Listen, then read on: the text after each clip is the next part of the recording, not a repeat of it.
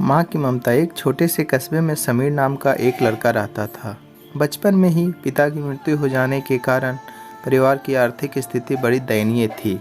समीर की माँ कुछ पढ़ी लिखी जरूर थी, लेकिन उतनी पढ़ाई से नौकरी कहाँ मिलने वाली थी। सो घर घर बर्तन मांज कर और सिलाई बुनाई का काम करके किसी तरह अपने बच्चे को पढ़ा लिखा रही थी। समीर स्वभाव से थोड़ा शर्मीला था और अक्सर चुपचाप बैठा रहता था।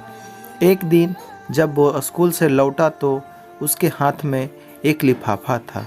उसने माँ को लिफाफा पकड़ाते हुए कहा, माँ, मास्टर साहब ने तुम्हारे लिए ये चिट्ठी भेजी है, जरा देखो तो इसमें क्या लिखा है। माँ ने मन ही मन चिट्ठी पढ़ी और मुस्कुरा कर बोली, बेटा, इसमें लिखा है कि आपका बेटा काफ़ी होशियार है। इस स्कूल के बाकी बच्चों की तुलना में इसका दिमाग बहुत तेज है और हमारे पास इसे पढ़ाने लायक शिक्षक नहीं हैं। इसीलिए कल से आप इसे किसी और स्कूल में भेजें। यह बात सुनकर समीर को स्कूल ना जा सकने का दुख तो हुआ, पर साथ ही उसका मन आत्मविश्वास से भर गया कि वो कुछ खास है और उसकी वृद्धि तीव्र है। माँ ने उसका दाखिला एक अन्य स्कूल में करा दिया। समय बीतने लगा। समीर ने खूब मेहनत से पढ़ाई की। आगे चलकर उसने सिविल सर्विसेज परीक्षा भी पास की और आईएएस ऑफिसर बन गया। समीर की माँ अब बूढ़ी हो चुकी थी और कई दिनों से बीमार भी चल रही थी और एक दिन अचानक उनकी मृत्यु हो गई। समीर के लिए यह बहुत बड़ा आघात था। वह बिलक बिलक कर रो पड़ा।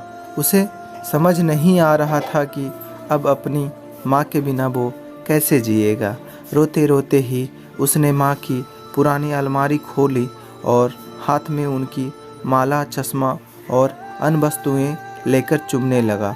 उस अलमारी में समीर के पुराने खिलौने और बचपन के कपड़े तक संभाल कर रखे हुए थे। समीर एक एक कर सारी चीज़ें निकालने लगा और तभी उसकी नज़र एक पुरानी चिट्ठी पर पड़ी। दरअसल ये वही चिट्ठी थी जो मास्टर साहब ने उसे 18 साल पहले दी थी। नम आँखों से समीर उसे पढ़ने लगा। आदरणीय अभिभावक, आपको बताते हुए हमें अफसोस हो रहा है कि आपका बेटा समीर पढ़ाई में बेहद कमज़ोर है और खेल कूद में भी भाग नहीं लेता। जान पड़ता है कि उम्र के हिसाब से समीर की वृद्धि विकसित नहीं हो पाई है, अतः हम इसे आप अपने विद्यालय में पढ़ाने में असमर्थ हैं। आपसे निवेदन है कि समीर का दाखिला किसी मंद बुद्धि विद्यालय में कराएं अथवा खुद घर पर रखकर इसे पढ़ाएं। सादर प्रिंसिपल।